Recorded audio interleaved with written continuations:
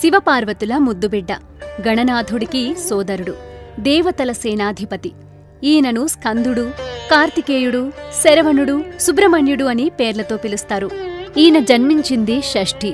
ఈయనకు ఇష్టమైనది షష్ఠి. అందుకే ఆయన పృథివ్యాప్తేజో వాయురాకాశాల పంచభూతాలను ఆత్మను కలిపి షష్ఠి అన్నారు. సుబ్రహ్మణ్యస్వామి ఫోటో పెట్టుకుని ఎర్రటి పూలతో ఈ రోజున పూజ చేయాలి.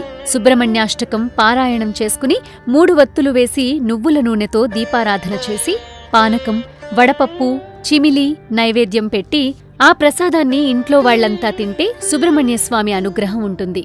ఆ తర్వాత సుబ్రహ్మణ్యస్వామి దేవాలయానికి వెళ్లి జంటనాగులను శుభ్రంగా కడిగి పసుపు పూసి కుంకుమ బొట్టు పెట్టి పాలు, చిమిలి నైవేద్యం పెట్టి పూజిస్తే జాతక దోషాలు తొలగిపోతాయి. ఇంకెందుకు ఆలస్యం, చేసుకుంటే చాలు సుబ్రహ్మణ్య షష్ఠి. అదే ఇస్తుంది మనకి పుష్టి.